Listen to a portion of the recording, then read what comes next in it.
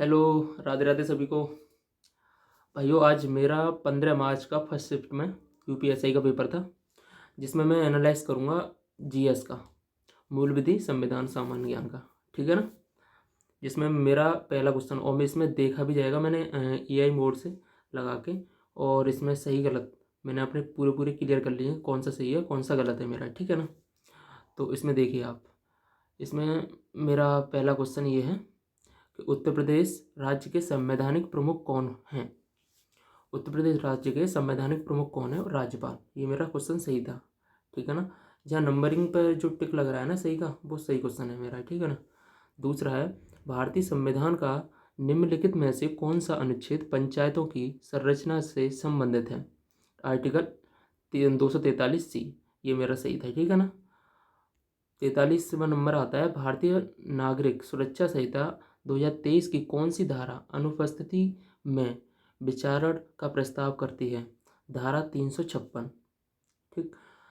अगला आता है, निम्नलिखित में से किसके पास चुनाव याचिका को सुलझाने का अधिकार है। यह है उच्च न्यायालय का। ठीक है ना। यह भी क्वेश्चन मेरा ठीक था। भारत के पहले प्रधानमंत्री कौन थे। सभी को पता है, पंडित जवाहरलाल नेहरू, यानी कि सी ऑप्शन इसका ठीक हो जाएगा। अगले पे आएंगे, निम्नलिखित में से कौन सा भारतीय राज्य चीन के साथ सीमा साझा नहीं करता। आपको पता ही होगा, जिसने मैपिंग कर की होगी ना, तो वो इस क्वेश्चन को आराम से लगा देगा। जैसे कि मणिपुरी इसका ठीक है, ये पूर्व में है बहुत नीचे जा करके, तो ये चीन के साथ सीमा साझा नहीं करता। अगला क्वेश्चन आता है, कंप्यूटर नेटवर्किंग सिस्टम में एमएसी इंटर एड्रेस को दर्शाने के लिए उपयोग की जाने वाली बिट लंबाई क्या है। इसमें मैंने 64 बिट लगाया था बिट्स, तो इसका आंसर है 48 बिट्स। तो ये मेरा गलत क्वेश्चन है। ठीक है ना। इसमें अगला आते हैं, भारत में पर्यावरण संरक्षण को नियंत्रित करने वाला मुख्य अधिनियम निम्नलिखित में से कौन सा है। इसमें पहला आंसर है पर्यावरण संरक्षण अधिनियम 1986। ये क्वेश्चन ना 14 मार्च की पहली शिफ्ट में पूछ चुका है, पहले पहले भी। ये दोबारा रिपीट हुआ है क्वेश्चन, ये देखना आप। उत्तर प्रदेश के, अगला क्वेश्चन आता है, उत्तर प्रदेश में तहसीलदार की प्राथमिक भूमिका क्या है।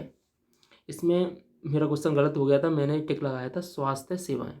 तो इसमें सही आंसर है राजस्व संग्रह एवं प्रशासन। ठीक है ना। आप सब लोग अपने अपने पेपर को चेक करते जाना, इसका भी ठीक है, अपने टिक लगा लेना। ठीक है ना। एआई मोड से मैंने ये चेक करके वेरीफाई किया है, कोई मिस्टेक भी हो जाए तो उसकी क्षमा करना मेरे को। ठीक है। 50वां क्वेश्चन आता है, कृषि के लिए सरकारी सहकारी बैंकों को पुनर्निर्मित सुविधाएं कौन सी संस्था प्रदान करती है। इसका मैंने आंसर लगाया था सिडबी। इसका आंसर वैसे ठीक है नाबार्ड। ठीक है ना। ऑप्शन नंबर ए ठीक हो जाएगा इसका। 51 में आता है, कौन सी कोशिकाएं रोग जनकों की अनुक्रिया में एंटीबॉडी उत्पन्न करती हैं। इसमें मैंने आंसर लगाया था ए, टी लिम्फोसाइट्स। इसका सही आंसर बताया गया है, मैंने देखा तो उसमें आंसर आ रहा था बी, ऑप्शन नंबर डी आ रहा था बी, लिम्फोसाइट। ठीक है ना। 52वां क्वेश्चन आता है, भूमि अधिग्रहण पुनर्वास और पुनर्स्थापन अधिनियम 2013 में उचित मुआवजे और पारदर्शिता के अधिकार का प्राथमिक उद्देश्य निम्नलिखित में से कौन सा है। इसमें सही आंसर हो जाएगा अधिग्रहित भूमि के लिए उचित मुआवजा सुनिश्चित करना। ये क्वेश्चन भी 14 मार्च के पहली शिफ्ट में कहीं ना कहीं इसी के इर्द गिर्द कोई ऐसा क्वेश्चन आया था, मैंने पढ़ा था, उसी के रिलेटिव है ये क्वेश्चन। ठीक है ना। अगला क्वेश्चन आता है, इसमें सर्वोच्च न्यायालय के किस निर्णय ने बच्चों के लिए निःशुल्क और अनिवार्य शिक्षा का अधिकार अनिवार्य किया। इसमें ऑप्शन नंबर ए ठीक हो जाएगा, उन्नी कृष्ण जेपी बनाम आंध्र प्रदेश राज्य। ठीक है ना। नेक्स्ट आता है, भारत में विपरीत दिशाओं में चलने वाले वाहनों यातायात को अलग करने वाली लेन मार्किंग का रंग क्या होता है। आपने देखा ही होगा, जो पीली येलो ग्रीन में की रखी होती है ना रोड पे, मेरे माइंड में सीधे सीधे सेट हो गया कि पीला पीला होता है रोड पर, तो वही टिक कर दिया, वही सही आंसर गया मेरा। ठीक है ना। कौन सा पर्वत श्रृंखला फ्रांस और स्पेन के बीच प्राकृतिक सीमा बनाती है। जो मेरे पास क्वेश्चन नहीं आ रहे थे ना, उस पर टाइम नहीं लगाया था मैंने, जो मेरे को तुक्का लगाना था वो तुक्का लगा के जल्दी बढ़ गया हूँ मैं।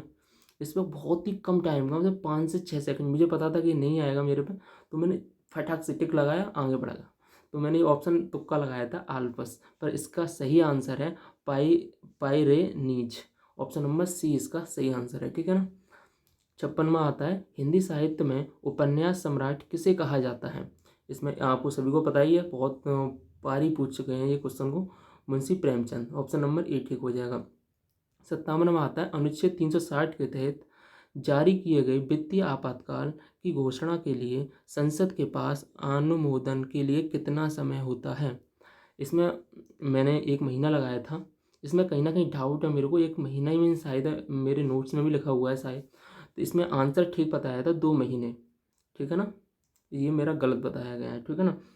तस्मानिया द्वीप राज्य किस देश में स्थित है। ये मैंने लगाया था दक्षिण अफ्रीका में, बट ये आंसर सही है इसका ऑस्ट्रेलिया, ठीक है ना। नेक्स्ट आता है 59, भारत में स्थानीय स्वशासन की संरचना और कार्य प्रणाली से संबंधित कानून बनाने का अधिकार किसके पास है। ये होता है राज्य विधान मंडल के। ऑप्शन नंबर सी आंसर हो जाएगा, ठीक है ना। इसका कोई ज़्यादा टफ नहीं आया था, मॉडरेट आई है, ज़्यादा हाई भी लेवल की जीएस नहीं आई है कहीं ना कहीं तक, है ना। लैंगिक अपराधों से बालकों का संरक्षण अधिनियम पॉक्सो मतलब 2012 विशेष रूप से किस आयु वर्ग की रक्षा करता है। इसका आंसर हो जाएगा बी, 0 से 18। मैं इसमें से डाउट चल रहा था, एक मैंने कोई क्लास ले रहा था यूट्यूब पर, उसमें कह रहा था कि 0 से 21 वर्ष तक के लिए एक नाबालिग की श्रेणी तक रखते हैं, 21 के बाद नाबालिग की श्रेणी से बाहर निकल जाते हैं। तो मेरी माइंड में बनना था कि लैंगिक अपराधों तो नाबालिग की श्रेणी तो नहीं जा रहा, 0 से 21 लगाऊं कि 0 से 18 लगाऊं, तो मेरे इस आंसर एंड में जाकर 0 से 18 ही लगाया था मैंने, ठीक है। तो इसका सही आंसर हो जाएगा 0 से 18, ऑप्शन नंबर बी। 61वां आता है, कौन सा मौलिक अधिकार व्यक्तियों को मानव तस्करी, जबरन श्रम और बाल श्रम से सुरक्षा प्रदान करता है। ऑप्शन नंबर सी, शोषण के विरुद्ध अधिकार, ठीक है ना। 62वां आता है, 2024-25 तक भारत में प्रत्यक्ष विदेशी निवेश FDI प्रभाव में किस क्षेत्र का नेतृत्व रहा। ऑप्शन नंबर इसका मैंने लगाया था सूचना प्रौद्योगिकी और सॉफ्टवेयर, बट ये गलत आंसर है इसका। ऑप्शन नंबर ए, सेवा क्षेत्र, जो मैंने सर्च किया तो सेवा क्षेत्र का आया था, ठीक है ना।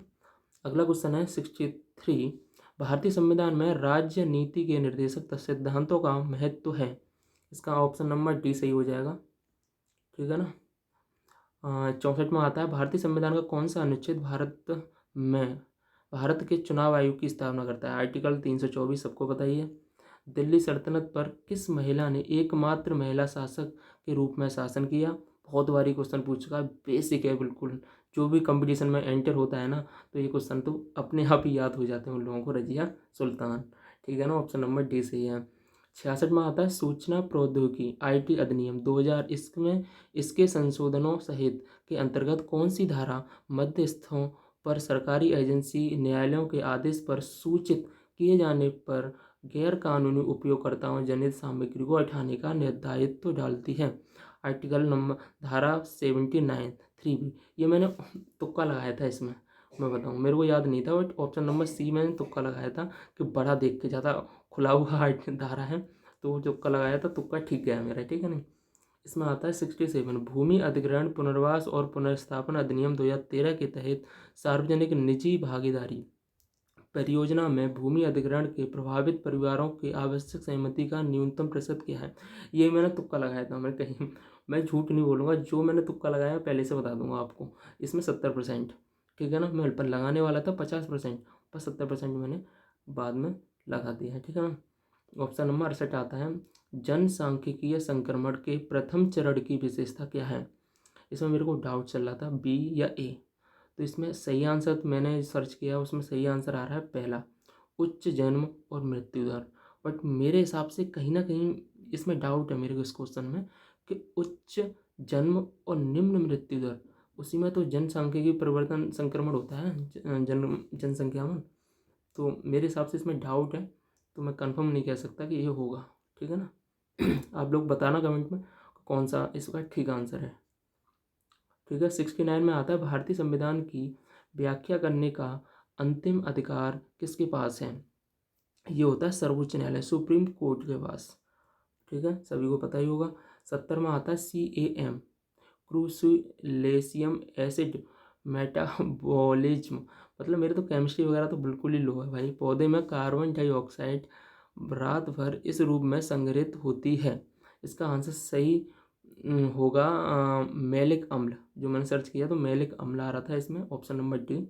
मैंने लगाया था पायरुवेट, तुक्का लगाया था, तुक्का गलत चला गया। भारत में जनहित याचिका के संदर्भ में एपिस्टोलरी ज्यूरिडिक्स का महत्व है। ऑप्शन नंबर ए इसका ठीक चला जाएगा सही, ठीक है ना।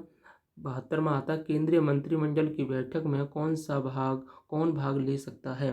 कैबिनेट के मंत्री, ठीक है ना। ये तो बिल्कुल बेसिक है, आइडियाज लगाएं। केंद्रीय मंत्रिमंडल है तो कैबिनेट का मंत्री तो भाग लेगा ही उसमें। 73 में आता है निम्नलिखित में से कौन सी अखिल भारतीय सेवा नहीं है? तो इसका ऑप्शन नंबर हो जाएगा IRS। जो तो फॉरेस्ट वाली तो है ही है, वन विभाग।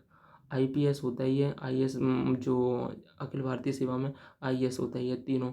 IRS नहीं होता, राजस्व विभाग, राजस्व सेवा नहीं होता, ठीक है ना। कौन सा संशोधन शिक्षा के अधिकार को मौलिक अधिकार बनाता है? 86वां संविधान संशोधन, ठीक है ना। 86वां संविधान संशोधन 2002 में हुआ था ना शायद, कन्फर्म कमेंट में बताना 86वां संविधान संशोधन किस सन में हुआ था, ठीक है ना। 75 में आता है आयकर अधिनियम की धारा 270A के अनुसार आय की कम रिपोर्टिंग करने पर क्या दंड है?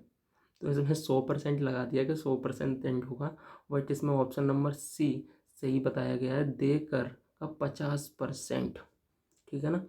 76 में क्वेश्चन आता है निम्नलिखित में से कौन विद्रोहियों के एकमात्र योग्य सेनापति माने गए थे? नाना साहेब, तात्या टोपे और रानी लक्ष्मीबाई, ठीक है ना। 77 में क्वेश्चन आता है भारत के पहले सहकारी मल्टीफील्ड कंप्रेस्ड बायोगैस संयंत्र का उद्घाटन कहाँ किया गया? कोपरगांव। ये तुक्का लगाया था, कहीं ना कहीं मैंने करंट का ये क्वेश्चन कहीं पढ़ा था, तो कोपरगांव को मेरे को माइंड में आ रहा था, तो मैंने तुक्का लगा के आगे बढ़ गया, वो सही आंसर गया है मेरा, ठीक है ना। मोटर वाहन अधिनियम 1988 द्वारा तृतीय पक्ष के बीमा के संबंध में क्या प्रावधान है? ये सभी वाहनों के लिए अनिवार्य है, ये भी तुक्का लगाया था मैंने, ठीक है। 79 में आता है किशोर न्याय बच्चों की देखरेख और संरक्षण अधिनियम 2015 के तहत बाल कल्याण समितियों का उद्देश्य क्या है? इसमें ऑप्शन नंबर डी हो जाएगा, जरूरतमंद बच्चों के लिए देखभाल और संरक्षण प्रदान करना। देख रेख इसमें कोष्टक में दे रखा है, बच्चों की देख रेख और संरक्षण से संबंधित, तो उसी का ऑप्शन ही होगा ना।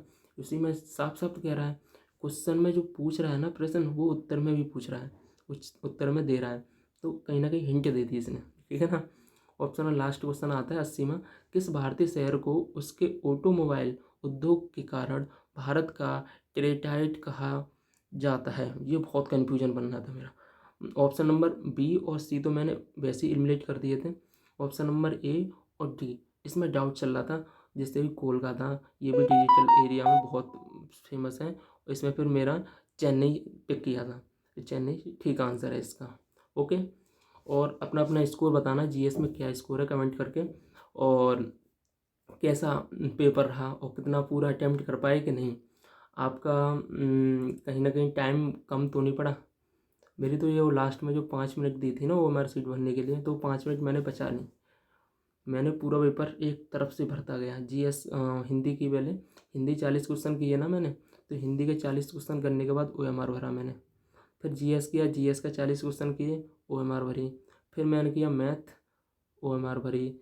फिर मैथ के बाद रीजनिंग किया, रीजनिंग मैंने 132 में क्वेश्चन पता था, 20 मिनट बची थी, 20 मिनट समझ रहे हो, 135 के लगभग था मैं, तो 25-26 क्वेश्चन मैंने 20 मिनट में मैनेज किए थे, OMR भर के और किए थे रीजनिंग के। बहुत हड़बड़ा तो गया था, पर उन्होंने टाइम बचा और दिया 5 मिनट, ठीक है ना। अपना अपना स्कोर बताना जीएस का क्या रहा आपका, और कितने सही हैं आपके, कमेंट में ज़रूर बताना भाई। और कैसी वीडियो लगी वो कमेंट में बताइएगा, और लाइक सब्सक्राइब वीडियो को शेयर कर देना अपने दोस्तों के पास, ठीक है। और आगे मैं हिंदी का क्लास लेके आऊँगा, इसी तरीके एनालाइज करूँगा। अच्छी लगे वीडियो तो लाइक सब्सक्राइब एंड शेयर कर देना, ठीक है। थैंक यू, धन्यवाद।